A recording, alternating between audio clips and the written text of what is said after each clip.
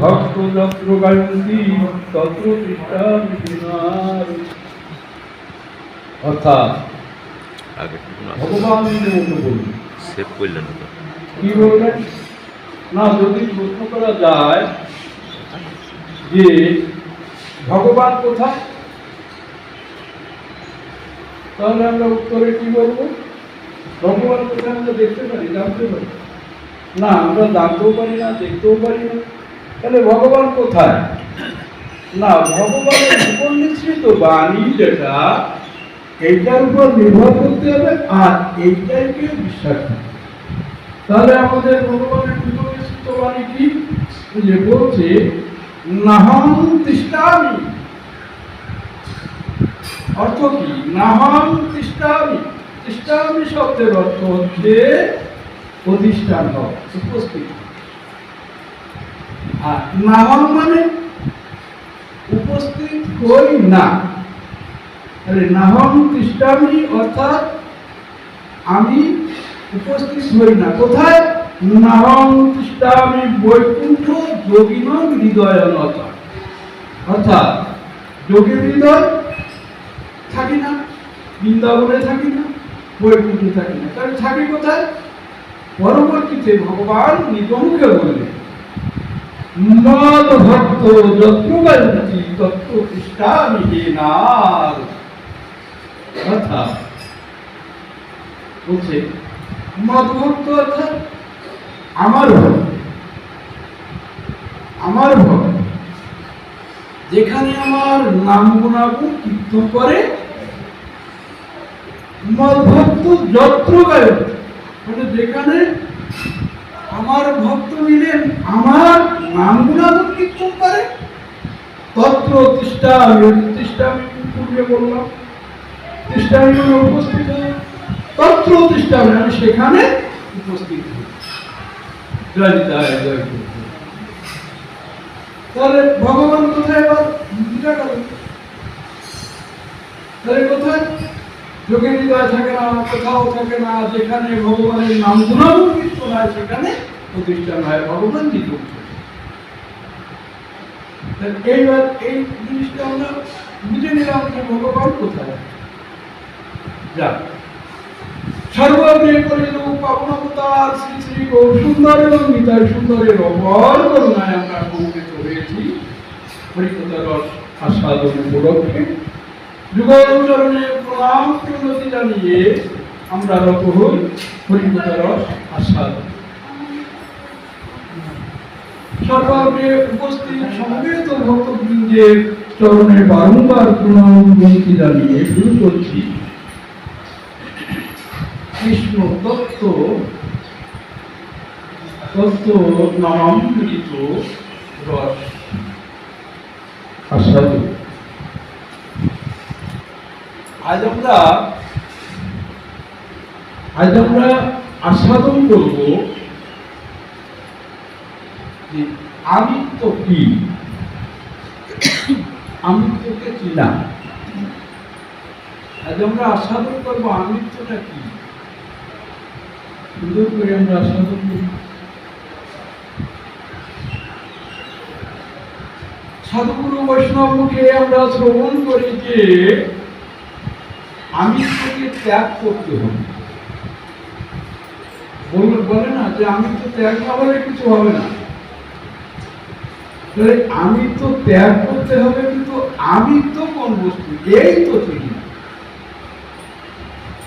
আমিত্ব কোন বস্তু এই চিনি না, ত্যাগ করবো কোথা থেকে? হ্যাঁ,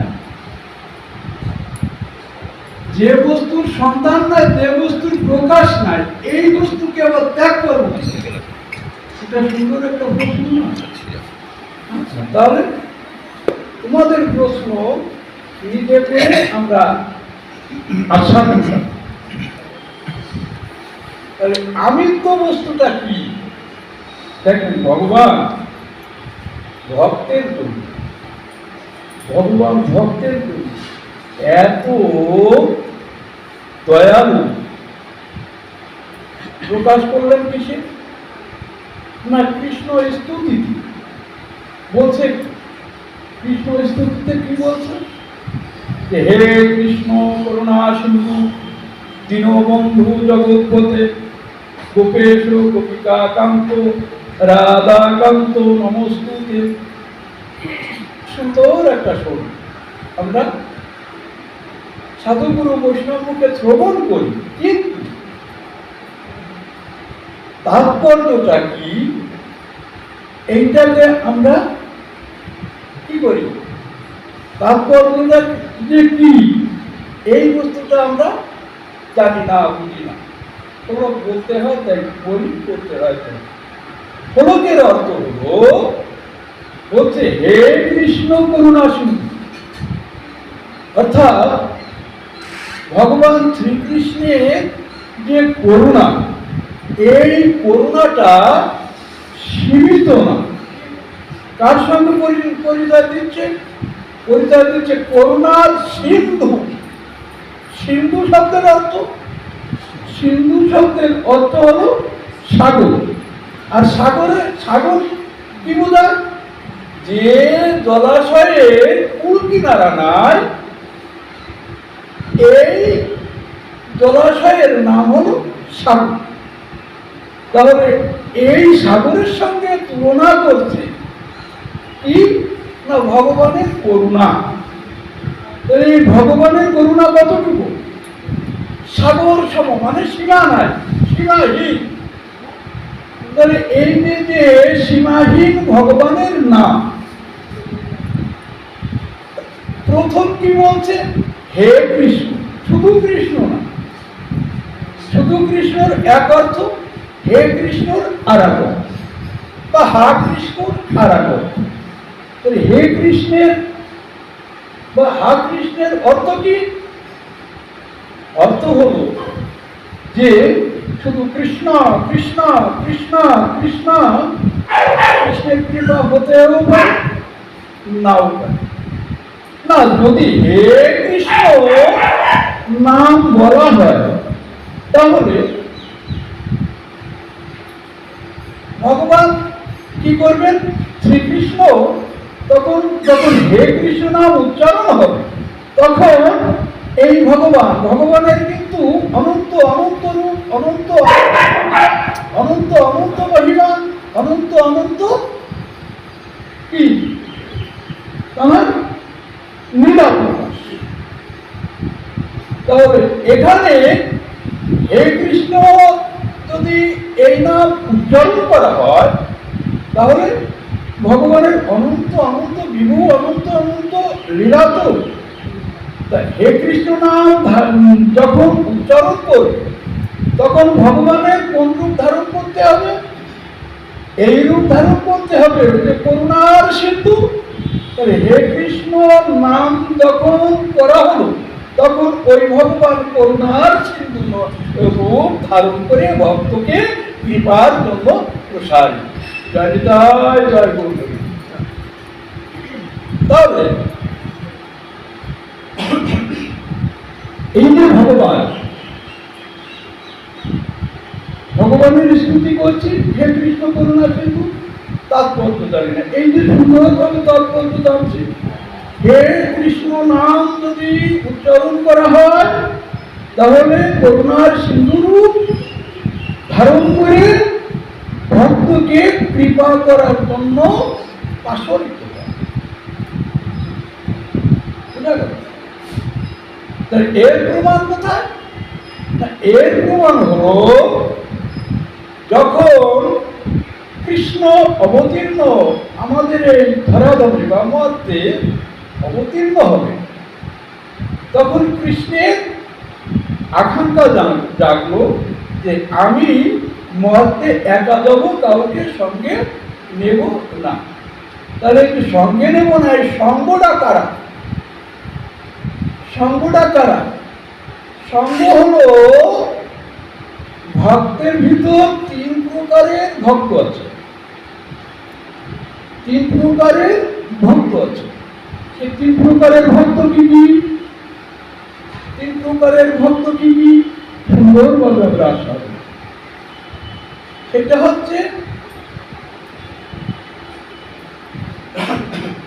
এই যে তিন প্রকারের ভক্ত, একটা হলো ওনার সঙ্গে থাকেন, আর একটা হলো যখন ডাকেন তখন ভক্তকে কৃপা করেন, আর একটা হলো যেতে কৃপা করে। তাহলে ভক্ত তিন প্রকারের, একটা হচ্ছে সাধন সিদ্ধ ভক্ত, সাধন সিদ্ধ ভক্ত, আর একটা হচ্ছে কৃপা সিদ্ধ ভক্ত, আর একটা কি সাধন সিদ্ধ আর নিত্য সিদ্ধ ভক্ত। নিত্য সিদ্ধ ভক্ত তোমরা না, নিত্য সিদ্ধ ভক্ত তোমরা ভগবানের সঙ্গ সর্বদাই নিয়ে থাকে। এই হচ্ছে নিত্য সিদ্ধ। সাধন সিদ্ধ, সাধন মানে আমি ভগবানের নাম স্মরণ করলাম, স্মরণ করলে ওই সময়টুকুই ভগবানের কি হলো, সঙ্গ হলো, স্মরণ নাই, ভগবানের সঙ্গ নাই। তাহলে এই যে প্রশ্নটা হয়েছে, প্রশ্নটা কি হয়েছে? প্রশ্নটা হয়েছে যে সঙ্গে কাউকে নিব না, তো সঙ্গে কে আছে? নিত্য সিদ্ধ ভক্ত যারা ইন্দ্রায় তার সঙ্গে আছে। তাই ভগবান বললেন যে আমি কাউকে সঙ্গে নেব না, আমি একাই যাব। কিন্তু এই যে ভগবানের নিত্য সিদ্ধ ভক্ত যারা, তারা যদি ভগবানের চরণচ্যুত হয়ে থাকে তাহলে তাদের কি হবে? তাদের বিরহ হবে। এই বিরহে আমরা কান্না করছি। কি করে কান্না করছে? কৃষ্ণ নিত্য শুদ্ধ ভক্ত আবার কয়েক প্রকারের আছে। এই যে প্রেম, নবতা ভক্তি, প্রেম, এরকম সত্য প্রেম, বাৎসল্য প্রেম, দাস্য প্রেম ইত্যাদি ইত্যাদি দিয়ে নয় প্রকারের। তাহলে এখানে সত্যভাবে আছে, সত্যভাবে যারা আছে তারা কৃষ্ণকে ওই সম্মান দিয়ে কথা বলবে না, হে কৃষ্ণ, মানে হে কৃষ্ণ এদিকায় এইরকমের। কিন্তু এখানে ওনারা ওই সত্যভাবের ভাব নিয়ে কৃষ্ণকে যখন স্মরণ করছে, কৃষ্ণ সেইভাবে আসছে, কৃপা হচ্ছে, তখন ওনারা হা কৃষ্ণ বলে ক্রন্দন করছে। তবুও কৃষ্ণর করুণা হচ্ছে যে আমি একা যাব, কাউকে নেব না, করুণা হচ্ছে না। কিন্তু এর ভিতর দেখে যে নিত্য সিদ্ধ ভক্তদানরা তারা হা কৃষ্ণ নাম স্মরণ করে ক্রন্দন করছে। রাধারানী মনে মনে চিন্তা করলেন এই ক্রন্দের মানে ক্রন্ধনের শব্দ কানে শ্রবণ করে রাধারানী সেখানে উপস্থিত হয়ে বলছে, হে ভক্ত তোমাদের কি হয়েছে? তখন বলছে যে কৃষ্ণ আমাদের চরণ ছাড়া করে উনি নাকি মর্তে প্রবেশ করেন, আমরা কি করে থাকবো, আমাদের নেবে না সঙ্গে। তখন উনি হা কৃষ্ণ নাম স্মরণ করছে, রাধারানী কৃষ্ণের কাছে গিয়ে বলছে, কৃষ্ণ তোমার ভক্ত তোমাকে স্মরণ করছে এবং তোমার সঙ্গে সঙ্গ ছাড়া হবে না, বৃথায় তোমার স্মরণ দিচ্ছে, তাহলে তুমি কেন তাদের কৃপা করছো না? এবং তোমার সেই শুধু কৃষ্ণ নাম তো বলছে না, যখন হা কৃষ্ণ নাম উচ্চারণ করছে তখন কিন্তু তোমার কি করা উচিত? কৃপা সিন্ধু ধারণ করে ওই ভক্তকে কৃপা করা উচিত। যদি না করো তাহলে তোমার এই যে হা কৃষ্ণ নামের কি হবে? কলঙ্ক হবে, তুমি ভক্তদের কি? তখন উনি ঠিক করলেন কি? ঠিক করলেন যে আমি ওনাদের নেব, সঙ্গে নেব, স্বীকার করব। স্বীকার হয়ে কি বলল যে এই রূপে ওনারা মর্তে যেতে পারবে না। মর্তে যেতে পারবে না, তাহলে কোন রূপ নিয়ে যাবে? তখন বলল ধেনু রূপ। যে ব্রজে যত ধেনু আছে আর আমার প্রাণ গোবিন্দ বা শ্রীকৃষ্ণ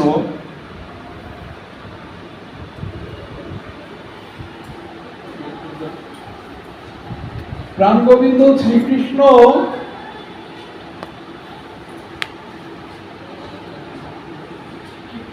কোথায় বিরাজ করছিলেন? ব্রজে। ব্রজ অর্থাৎ বৃন্দাবনে।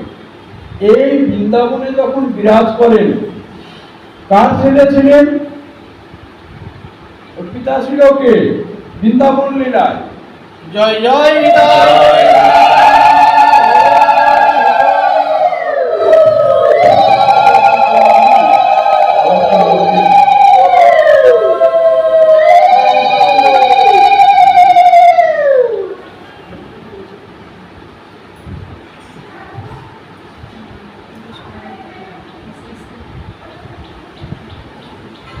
জয় জয় ব্রজলীলায়।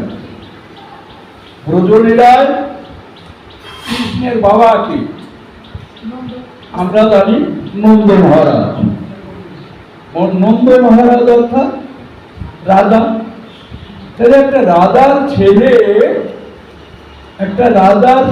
হয়ে,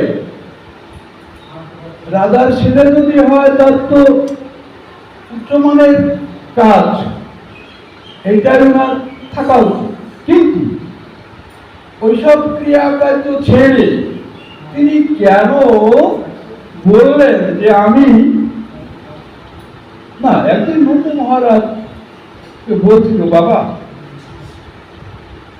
আমরা তো গোয়ালা জাতি, তা আমার একটু শখ হয়েছে, আমি এই ধেনু বছরগুলো মাঠে চড়াবো। নন্দ মহারাজ মনে মনে চিন্তা করলেন, এই তো একটা ভালো কাজ করবে, কিন্তু এত এত কাজ থাকতে কেন এই ধেনুর পাল রাখার, মানে তিনি রাখাল সেজে ওই গোঠে যাওয়ার কাজটা বেছে সুন্দর করে বোঝেন এবং খোঁজেন এবং আস্বাদ কেন এত কাজ থাকতে ওইটা নিল কেন? নিল এই জন্য, ওই যে পূর্বে বলল যে আমার সঙ্গে যেতে পারে, কিন্তু এই নর রূপ ধারণ করে গেলে হবে, যেতে হবে ধেনু রূপ, মানে গরু, এই রূপে যেতে যদি চাও তাহলে যেতে হবে। তাই ব্রজে যে নবলক্ষ ধেনু উনি গোষ্ঠে চড়াতেন, উন্ডাই হলো কামরা, উন্ডাই হলো ওই গোলক ধামে, বা গোলক ধাম থেকে তো এই ধামে এসেছিলেন, তাই গোলক ধামে এই নিত্য সিদ্ধ ভক্ত দামরা ধেনু রূপ ধারণ করিয়ে বৃন্দাবনে এসে কৃষ্ণের সঙ্গ ব্যাস হয়ে বা কৃষ্ণের সঙ্গ আকাঙ্ক্ষা করে ওখানে কি হলো? অবতীর বা উপস্থিত বা জন্ম নিলেন। যখন জন্ম নিলেন তখন ওই যে ভক্ত সঙ্গ, আমরা কি বলি? হে ঠাকুর কৃপা করো, হে ঠাকুর কৃপা করো, হে ঠাকুর কৃপা করো। আর আমরা কি ভগবানের সঙ্গ চাই। আর ভগবান কি চায়? ভগবানের কত কত সঙ্গ আছে, সব সঙ্গে উচ্চাঙ্গের সঙ্গ হলো একমাত্র ভক্ত সঙ্গ। জয় নিতাই জয়। এই ভক্ত সঙ্গ করার জন্য ভগবান এত আমরা এখানে প্রণাম করি। প্রণাম করে প্রথম কি করা হয়? প্রণাম করে হাত জোড় করে প্রণাম করলাম, তারপর মাথাটা ঠেকালাম। ঠেকায় কি করি? ওখানে ধুলি থাক আর না থাক, কাম্য থাকে ধুলিটা কেন? আগে এত শরীরে এত জায়গা থাকতে মস্তকে দেওয়া হয় কেন? না, দেওয়া হয় এই জন্য। নরোত্তম দাস ঠাকুর মহাশয় বললেন, কি বললেন? যে বৈষ্ণবের হৃদয় সদা গোবিন্দ বিশ্রাম, গোবিন্দ কহেন মম বৈষ্ণব। তাহলে হৃদয়ে গোবিন্দ বিশ্রাম করছে কার? সমস্ত ভক্তের হৃদয়। তো ভক্তের হৃদয়ে যে গোবিন্দ বিশ্রাম করছে, ওই গোবিন্দের আকাঙ্ক্ষা কিটা?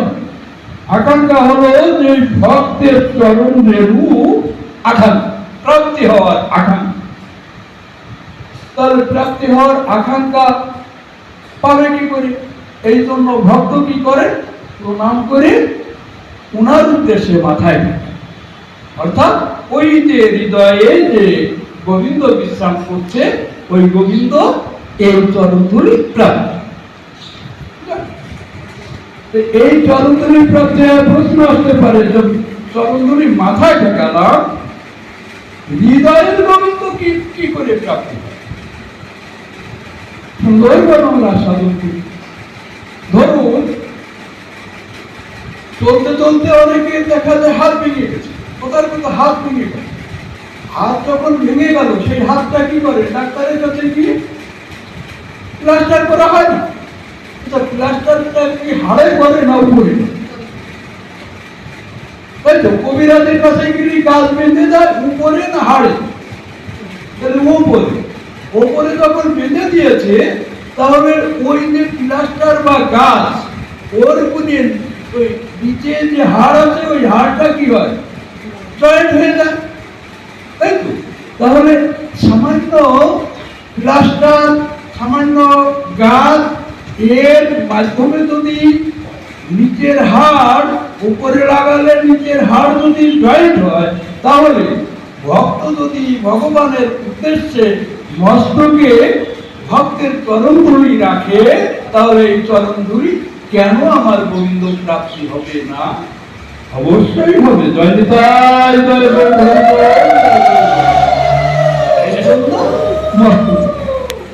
কিন্তু আমাদের পাঠ প্রসঙ্গ ছিল কি? পাঠ প্রসঙ্গ হচ্ছে আমি ত্যাগ করব, তাহলে ভগবানকে পাওয়া যাবে, এই তো বলে। কিন্তু না, আমি চিনি না। তাহলে আজকে আমরা আমি জানবো। আমিটা কি? আমিটা কোন বস্তু? এই বস্তু ত্যাগ করতে বলছে, এইটাকে প্রকৃত ত্যাগ করতে হবে না ধারণ করে রাখতে হবে? সুন্দরভাবে আস্বাদন করি। তাহলে আমি বস্তুটাকে এইটা আগে শিখতে হবে। আমি বস্তু চেনেন, আমি কিন্তু চিনি না। আপনারা চেনেন, জানেন, তাহলে আপনারা বলতে পারেন, কিন্তু না পারবেন না। আমি কোন বস্তু জানি না। আসলে আমরা সুন্দরভাবে আস্বাদন করি। আমি বস্তুটা হলো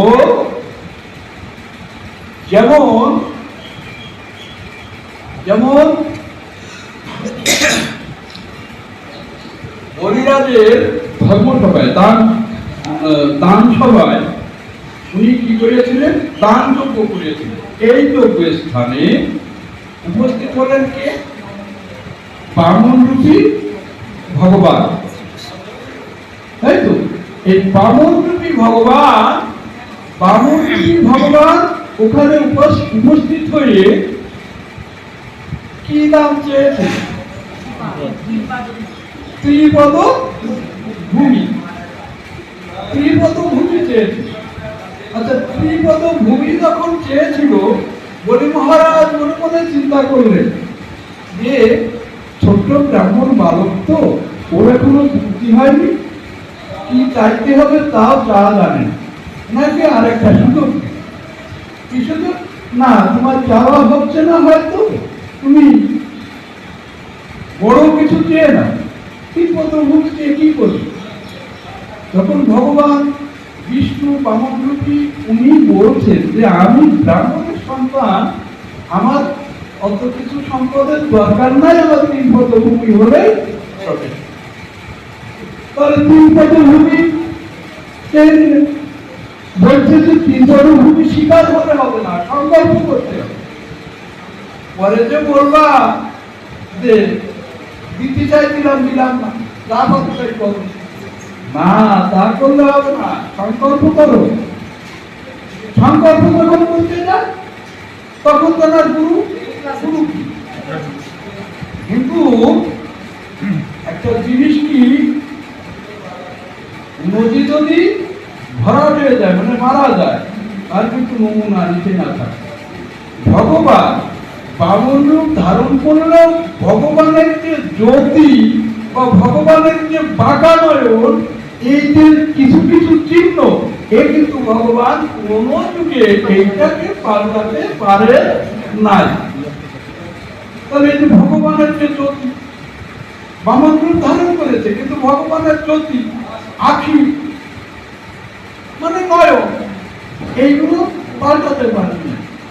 পাল্টাতে যখন না পারে, তখন ওই দিয়ে বলি মহারাজের গুরুকে, দত্তদের গুরুকে, দত্তদের গুরু শুক্রাচার্য, এই দত্তের গুরু শুক্রাচার্য দেখো এত যদি এইটুক বালকের ভিতর নিশ্চয় এর কোনো তাৎপর্য, উনি ধ্যানমগ্ন হয়ে দেখে সেই বিষ্ণু বামন রূপ ধারণ করে ছলনা করতে এসেছে আমার শিষ্যকে গিয়ে বলছে কি, তুমি শিকার হয়ে না, শিকার হয়ে না, সর্বনাশ হবে। এই দেখে গুরু বাক্য শিরোধার্য বলছে না, গুরু বাক্য তো শিরোধার্য বলছে। আবার কোন কোন জায়গায় গুরু বাক্য প্রত্যাখ্যান করছে, আমি না, এটা তো শাস্ত্রীয় ধরেই কথা বলা হয়। গুরু বাক্য প্রত্যাখ্যান করেছিল প্রথম ভক্ত হচ্ছে প্রহ্লাদ। আমাদের ভক্তের ভাব ধারণ করল প্রথম প্রহ্লাদ, সত্যযুগে প্রহ্লাদ ভক্ত। এই প্রহ্লাদ গুরু বাক্য প্রত্যাখ্যান করে। আর কে করেছে? বলি মহারাজ। বলি মহারাজ কোনভাবে করেছে না, গুরুদেব বলছে তুমি দান করতে শিকার হইও না, সংকল্প করো না। তা বলছে গুরুদেব কেন এটা করবো না? বলছে বিষ্ণু সে বামন রূপ ধারণ করে, মানে এই রূপ ধারণ করে তোমাকে সর্বদা করতে এসেছে, তুমি দান করতে রাজি হলো না। তখন বলি মহারাজ বলছে গুরুদেবের কাজ কি? শিশুকে সৎ পথ দেখানো, ভগবানের চরণে যাওয়া, রাস্তা বা পৌঁছায় দেওয়া। আর তুমি কি করছো? তুমি কেমন করো? ভগবানের চরণ প্রাপ্তি হয়ে সেই চরণ থেকে আমাকে বিচ্যুত করার মানে মতলব দিতে, এটা তো হতে পারে না। তুমি গুরুদেব যাই বলো, আমি তখন মানে দিতে চেয়েছি, আমি সংকল্প করবো। এই দেখুন একটা শিষ্যর প্রতি আবার গুরু কি করতো, যে আমার এই শিষ্য তো ধ্বংস হয়ে গেল, তাড়াতাড়ি সে কি করলো, ওই যে কমল ছিল কমলের ছিদ্রে গিয়ে কি করলো, ছিদ্র মানে জলধারা বন্ধ করে দিল, যাতে জলধারা না পড়ে। আর বামন দিন তিনি তো সবই জানছে, অন্তর্জাত, যে ওই নালার ভিতর কি গেছে সে তো বুঝতেই না। বললো যে তুমি একটা ফুল দিয়ে বুঝা দাও, হয়তো একটা ময়লা টয়লা জমেছে, বুঝা দাও। বুঝা দিলে কি হয়েছে তার, তবে একদিন বলেছে ভগবান তুমি সবকিছু জানতা, অন্তর্জাত, ওই নালার ভিতর যে কে আছে, কে কেন আছে সবই জানো, জেনে শুনে তুমি কেন এই করবো?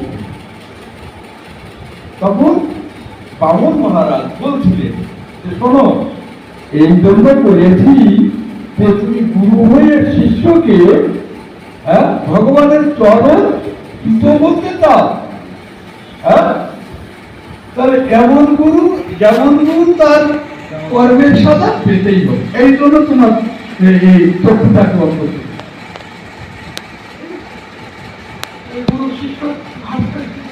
তা এখানে যখন ওই যে গুরু আর শিষ্য, এখানে যে গুরু আর শিষ্য সংকল্প করতে গেল, উনি সংকল্প করে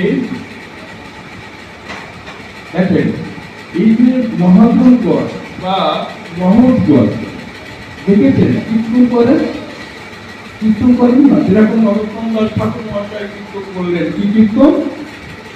তাই পদ কুমল কোটি চন্দ্র সুশীতল ওরে যে ছায়া জগৎ জুড়ায় যে ছায়ায় জগৎ জুড়ায় কীর্তনখানি করে কিন্তু এর তাৎপর্যটা কি ওর অর্থটা কি নরোত্তম দাস ঠাকুর মশাই এই কীর্তনটা করলেন কেন এবং এই কোন জায়গার কথাটা উনি উল্লেখ করলেন এই যে বামনদেরকে যখন সংকল্প হয়ে গেল যখন দান দেওয়া শুরু হলো না দান দেওয়া শুরু হলে প্রথম দান হলো না দান না এক পদ ভূমি না এক পদ ভূমি তখন উনি বলল যে আমার দক্ষিণ পদ কোথায় রাখবো বলছে দক্ষিণ পদ স্বর্গে রাখবো ওই যে উপরিভাগ উনি কি করলেন উনি প্রসারিত করে সব জায়গাটা উনি দখল করে নিলেন আর ওই যে পাটা প্রসারিত করছিলেন করতে ওই যে স্তর কোন স্তর না তিনটে লোক আছে তিনটে লোক কোনটা তিনটে লোক কোনটা একটা হচ্ছে কারণদশাই একটা গর্ভদশাই আর একটা ক্ষীরদশাই স্তর কি না এই যে তিনতলা করা হয়েছে না তিনতলার একটা স্তর করা হয়েছে এরপরে আর একতলা করেছে তারপরে কি আর একটা স্তর এইরকম ভাবে ওই যে ক্ষীরদশাই গর্ভদশাই এরকমের স্তর আছে ওই যে পাটা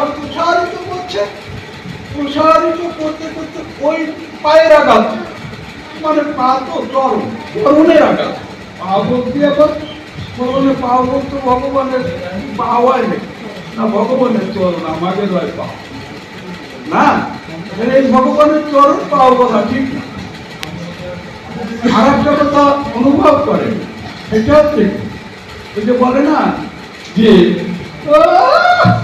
কত সাধু দেখলাম বুঝিয়েছি 3 দিনের বইকে কি হয়ে ভাতের কয় অন্ন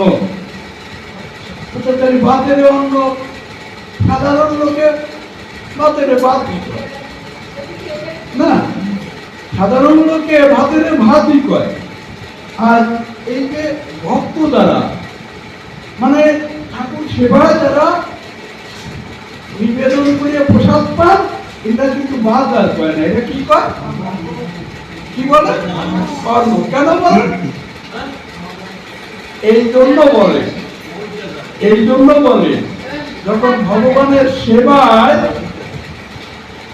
ভগবানের সেবায় লাগানো হয় তখন ভাতই লাগানো হয় তখন ভাত লাগে কিন্তু ভগবান যখন সেবা নেয় ওইটা কিন্তু ভাত আর থাকে না ওইটা কি হয় অন্নে পরিণত হয় সুন্দর করে আস্বাদন করেন একটা খুশা আবৃত চাল ধান তাকে ধান বলছে না একটা চালের খুশা আবৃত থাকলে তাকে ধান বলে খুশাটা ছাড়াই দিলে ধান থাকে কি কেন ধান থাকবে না কেন তো ধান ছিল না ওই যে খুশাটা ছাড়িয়ে দিয়েছি এই জন্য ধান আমার বলা যাবে না কি বলতে হবে চাল না তাহলে ওই যে একই ধানের থেকে চাল হলো এই চালকে যখন পাক দেব তখন কি হবে কেন পাক হবে ওটা চাল ছিল ওটা তো ধান ছিল ধান তো বলা যায় কিন্তু না ধান খোসা ছাড়িয়ে গেছে চাল রূপ ধারণ করেছে আর ওই চালকে যখন পাক দিচ্ছি তখন কি হয়েছে না তখন ওই চাল রূপ ছেড়ে দিয়ে ভাত রূপ ধারণ হয়েছে তবে এই যে ভাত এই ভাতটা যখন গোবিন্দকে অর্পণ করছে তখন ওইটা অন্য নাম কি হলো ধারণ করবে মানে প্রসাদ এই প্রসাদটা যখন ভক্তকে নিবেদন করা হলো তখন ওই নাম আর থাকলো না, তখন মহাপ্রসাদ নাম যে ভারত। তাহলে কি হলো যে যে ভাবকে অন্যই করতে হবে। 3 দিনের বৈরাগী না, তুমি 3 সেকেন্ডের বৈরাগী হলেও ওই ভাবকে অন্য বলতে হবে। বুঝলেন? তাহলে এইবার আসা যাক আমাদের মূল তত্ত্ব। এই যে এখানে নরোত্তম দাস ঠাকুর মশাই কীর্তন করলেন, কি কীর্তন? নিতাই পদ কমল। তাহলে ওই যে এক মানে যেটা বলতে গেছিলাম, ওই যে পা প্রসারিত করেছে চরণ, কিন্তু আবার পা হয়ে যায় না, ভগবানের পাও না, ভগবানের হয় চরণ। আমার হয়তো একটু ভুল হতে পারে। আচ্ছা, ওইটার আঘাতে ওই যে গর্ভদশায় ওইটার স্তর ফিরে গেছে, ফিরে ফাটল যখন ধরেছে, ওই ফাটল দিয়ে চরণ বেয়ে কি হচ্ছে, জল পড়ছে। তাহলে এই যে চরণামৃত পড়ছে, এই চরণামৃত যখন পড়ছে, এদিকে ব্রহ্মা কি করেছে, ব্রহ্মা ধ্যানস্থ আছে, এই ধ্যানের একটু বিশ্রাম চোখ খুলে দেখে যে ভগবানের চরণ ধৌত জল নিষ্ফল হয়ে যাচ্ছে। তখন কি করলেন, গণ্ডূষ দিয়ে পান করতে লাগলেন। এই জন্য ভগবানের চরণামৃতটা আমাদের পান করা করতে। এবার কি হয়েছে, ওই যে পান করতে করতে আর পান পাচ্ছে না, অবশিষ্ট যা ওইটা কর্মমূলের ভিতর থেকে ওইখানে হলো গঙ্গার জন্ম। আচ্ছা, গঙ্গার জন্ম এখানে কেন না? গঙ্গাকে আনয়ন করলো কে? মধ্যে আনয়ন কে করেছে? কে? ভগীরথ। বা বলো না কেন? তাহলে এই যে ভগীরথ গঙ্গা আনয়ন করেছে, কিন্তু এর 3 পুরুষ গঙ্গা আনয়নের জন্য গমন করে সাধনা করে আনতে পারে নাই, ভগীরথ আনতে পেরেছে। কেন? কেনটা বুঝতে হবে না। ইন্দ্রা সরাসরি গিয়ে গঙ্গার সাধনা করে, গঙ্গা সাধনা করলে মধ্যে আসতে তিনি, তার কারণ গঙ্গা রয়েছে তো কোথায়? ব্রহ্মার কমণ্ডলে না। এই কমণ্ডলে একজনের বস্তু মানে একজনের সম্পদ যদি আনতে হয়, তাকে বলে আনতে হবে না, সে যদি দেয় তাহলে আনা যায়। এই ভগীরথ এমন সাধক, খুব কৌশলী সাধক।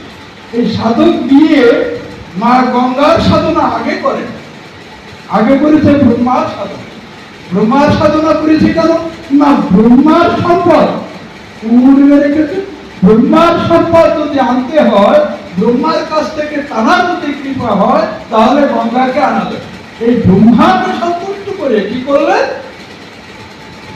ওই প্রার্থনা করলেন, আমি মা গঙ্গাকে যাই দিতে।